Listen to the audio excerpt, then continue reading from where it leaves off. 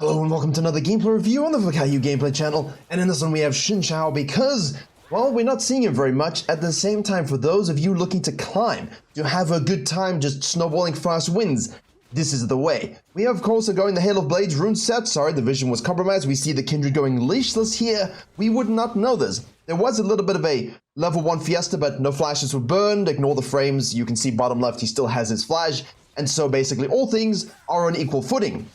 Also, Kai'Sa got the kill and she's not going to do anything this game. You'll see. Hail of Blades vs Conqueror. The good discussion. I have always been, when it comes to Rek'Sai and these sorts of champions, why not amplify the strengths? Go ahead and snowball the early game and just control the mid game for the easy win. Hail of Blades allows you to do that. Really good burst for an ISO target proc, but if you wanted to go for longer drawn out fights, better sustain, better healing, better AD scaling in those fights and go more of a gore drinker build, then Conqueror will work for you. But Hail of Blades gives you the faster Q knockup. So if you wanted to guarantee early ganks, early pressure, Ghost of Reddit Took Eclipse builds, this will be the better snowballing component, right? Obviously, there's a lot to talk about with feel.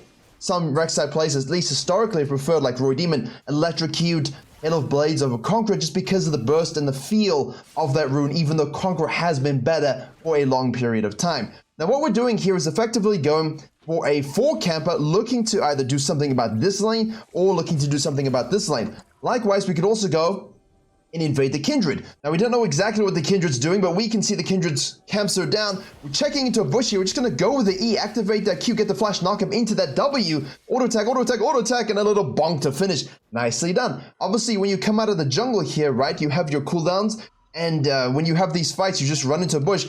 Don't always waste your W, because in this particular case, hey, we have the gap close on the E, we can always flash to stick up and get the knock up on the Q, and we can always use our W for the finish, because this is the thing that you're going to max, but it's also on an 11-second cooldown. So if you can get that gap close initially and don't waste your time, right? Because if you can gap close with the E, already activate your Hail of Blades, get that quick Q knockup, then you can always use that auto cancel on the W to finish. And those things are really effective in those early trades, and that was mighty close. So the Kindred, for some particular reason, does a 3-camper, buff grub, looking to potentially invade a XIN ZHAO in his jungle, and dies for it. Which is, well, let's be honest, not intelligent. This isn't a champion with Hail of Blades you necessarily want to fight. And again, it was close, but the XIN ZHAO played it so quickly, and the reason he won that was because he had Hail of Blades. Let's be brutally honest there. Hail of Blades allowed him to really smurf that with a quick knockup, good flash to stick to the Kindred, effectively taking away the range advantage. The E immediately took away the range advantage, and now we've got that Q running. You have the Hail of Blades running, you get the flash knockup, and of course you've got the W at the end. Now, instead of going to the top side, we go to the bottom side here because the Rakan's over pushing. We're going to hit that E onto the Jinx, immediately getting that 40% attack speed. Hello, Rakan. We do an auto attack here. Can we keep going? Got one more E there, and he finished him off. Drifting fade away. Beautifully done. So we're maxing the W, obviously. The E gives us that 40% attack speed. We're pinging the Kindred, most likely at this point, understanding that XIN ZHAO did blue Gromp Wolves, and that this will be up at your 420 marker. This will be up at your 440 marker-ish. So the Kindred decides to not really fully commit to the counter jungling. Probably should have just straight up done that. I know they're looking for the Seraphim, but at this particular stage, you might as well do the counter jungling, deny the XIN ZHAO, because he invested onto the bottom side to get that bottom scuttle, to get that bottom lane gank off. But that's fine. That's perfect. This is exactly what you want to do with a champion, all right? We're getting that heal component as well from our passive. That's nice. What else do we need to talk about at this particular stage? We have the Rakan moving to the mid lane, getting the dash into the knockup. Seraphine's like, no, I shall survive, which of course she does. Now, at this point, you know and assume that the Kindred has taken our topside camps, right? Even if you don't see it, it's a logical presumption. Instead of wasting your time going here, you're a Hail of Blades XIN ZHAO. Let's just go bottom lane and gank it again. Because the Rakan is shown moving up here, we know we have this advantage. We're scanning just in case there is any vision. We see the dragon is something that's available, so no, let's snack it up. Because this isn't quite gankable right now, due to the fact that Danny also isn't in the picture. We know that Rakan went up. We know that the Kindred was last seen here, so most likely will be coming down bottom lane in a short while, so we can use this gap in the map, this gap in time, to snack this dragon away. Very nice and fun. I think so. And now what can we do that's high pressure? Because when you play this champion, again, we were looking for a 4-camp, right? We did a 4-camp into action. We didn't know the Kindred was going to try and 3-camp invade us. What we chose to do was just to say, look, can I do something on the map here? I need to go look. We played it very well mechanically. Hail of Blades bails us out. Nice little Triumph proc at the end, obviously using a passive as well. And then we go back to base, take a scuttle, deny this, and gank bottom lane. Now we're forced to do this and go back to base. We've got fully counter jungle, that's fine. Because of the gap in the map, we'll take a dragon. Hit this. See the ward, see the kindred. Press tab, look at the atomization, right? 35, 37. I'm still ahead, and I'm out ganking. Rakan again goes to the mid lane. Now, basically, we know this isn't warded. We know that the kindred's going to show up in this vicinity. We have the Gragas moving on down, stunned by the Annie. What can we do here? We have behind us the Jinx, so we'll turn immediately onto the Jinx again. Immediately, using that E, no hesitation, finishing off with a W again. Always people talk about the long range W and the, you know, that stretch, that buff that they gave him. And then the E, of course, a huge range gap close, but why waste it when we can just get onto their phase, have that attack speed boost, have the Hail of Blades triggered, have the quick knockout from the Q, and then you can weave in that W to finish as necessary. And then again, this should be up as well, because again, your cooldowns get refreshed from your Q passive, which is huge to note, actually. I don't think people realize that. Look at this here. Where is it? There we go. You see that?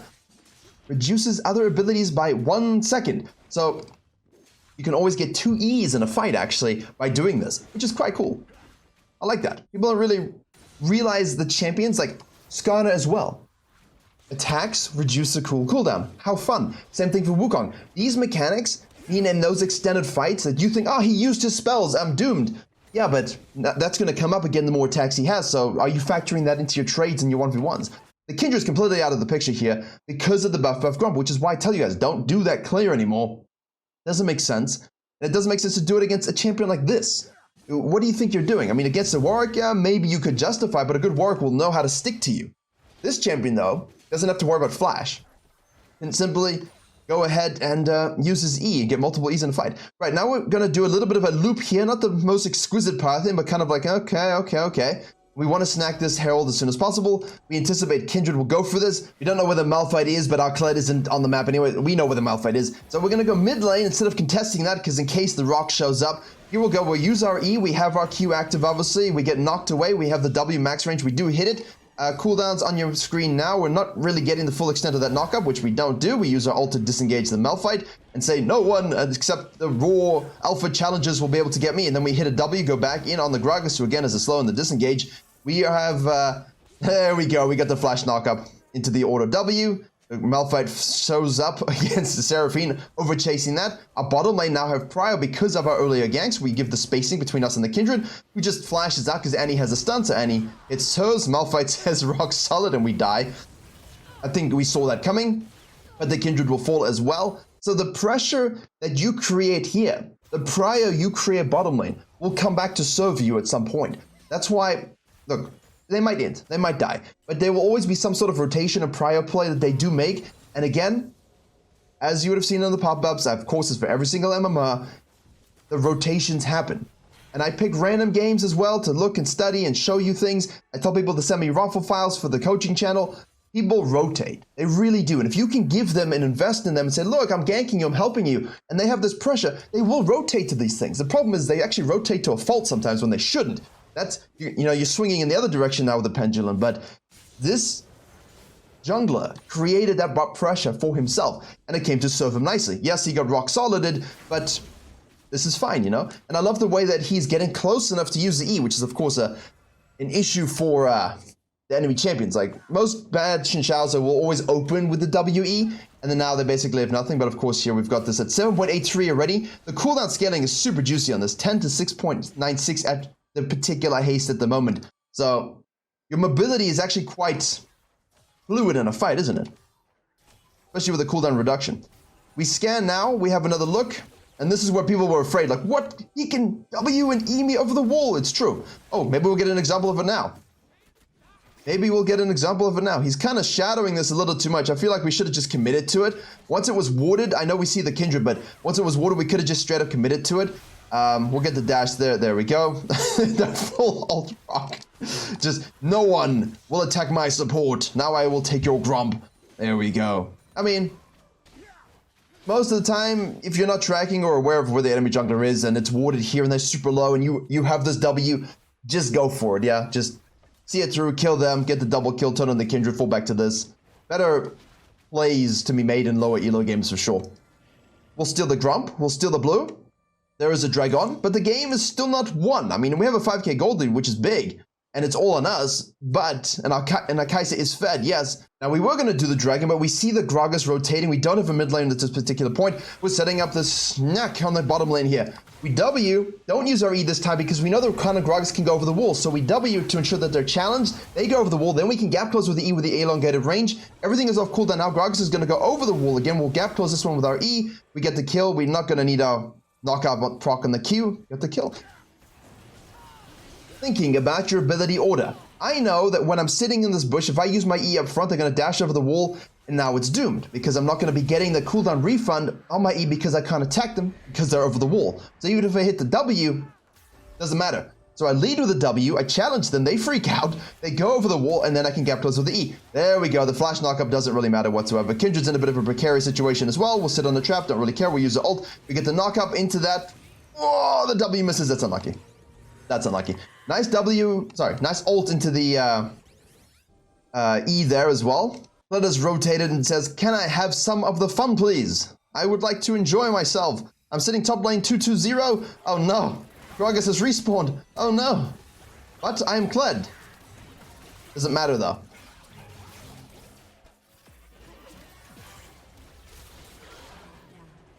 Well, that's why you focus on yourself, because your laners will always do something like that and lose your games, and you will be upset about it. Out of base, we have Eclipse, we have Warhammer, we have plated Steel Caps that helps us against a Kindred, against the Jinx, and who really cares about anyone else? Also, Gragas has knockups and displacements, and Malphite has knockup and displacements, and Rakan has knockups and knockups, which means Mercury Treads don't work. They were gonna do that, but then they didn't. So, Malphite sees us.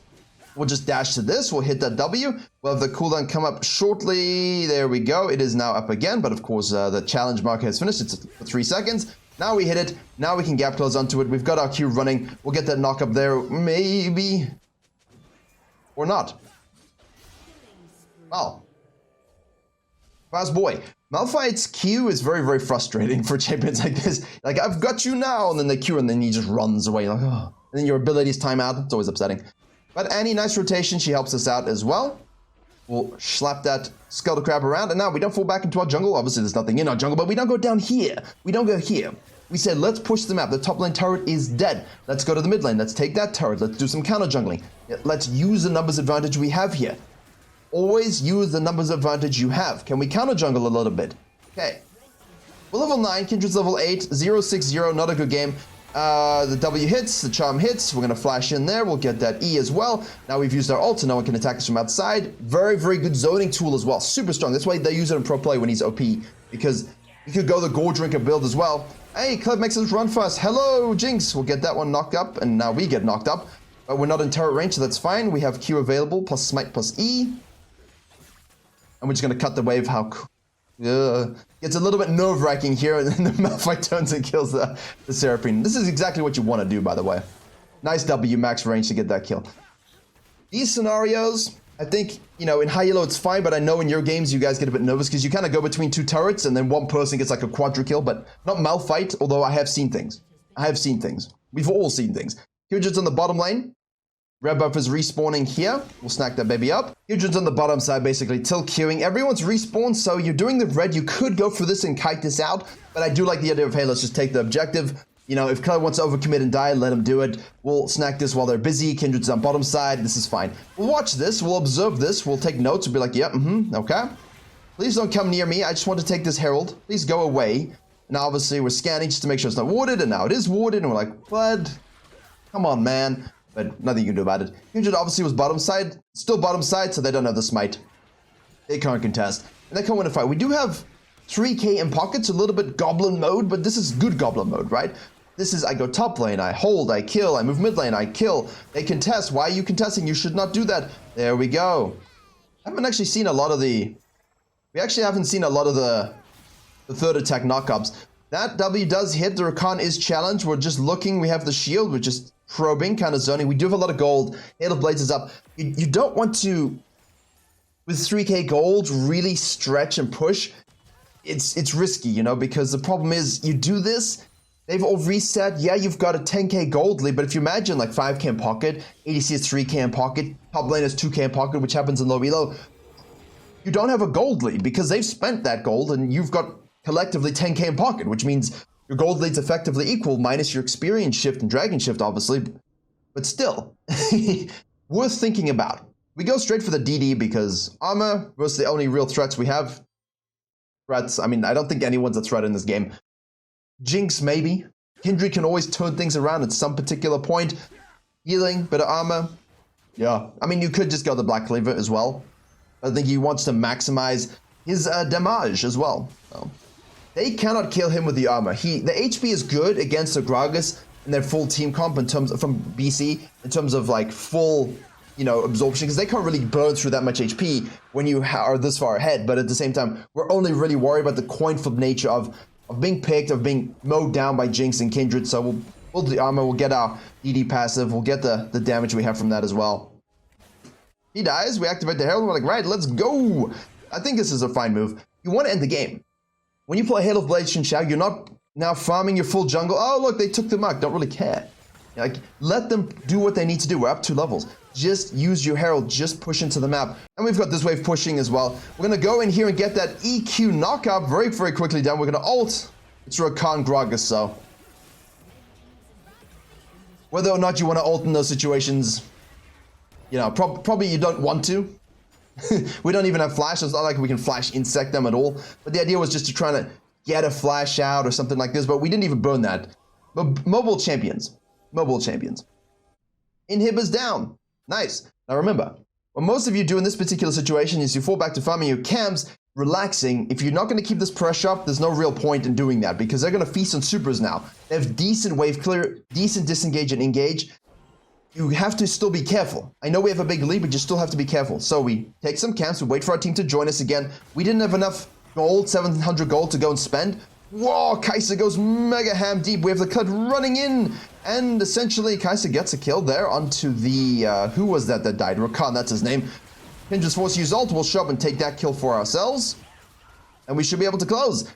This is exactly it. Most players will go back to base there with 700-800 gold. Their team are by themselves without the Xin Zhao. That's a nice charm. We'll just make sure we get that kill. Use the ult for the extra damage. No real reason to use it otherwise at this particular stage.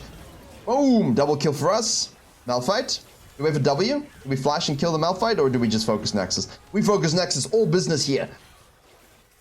Strong 1v1 potential early to guarantee a lot of river fights. Uses that to immediately gank bottom lane. Rakan goes roaming mid lane, so he's gank bottom lane again. We don't care that we were counter jungled. Sneak a dragon based upon the hole in the map. And from this, no one can fight us. And with the lethality Eclipse build, this is the kind of stuff you want to use. Obviously, there are multiple ways to play the champion. The idea is just to think about your WE combo as well, whether you want to open with that W max range or you want to open with the E. You do get the slow of the W as well. The Q knockup, there's so much CC. And while it's so difficult, there's nice little overlaps. And in which order do I want to use my spells? And I think that's important to think about when you're playing the champion. But he is usable, he is smurfable, and he is carryable in terms of the fact that you can carry with him. Your team can carry with him too, but you want to carry your team most of the time. Hail of Blades Conqueror, choose your poison. Thank you very much for watching, and as always, I will see you all in the next one.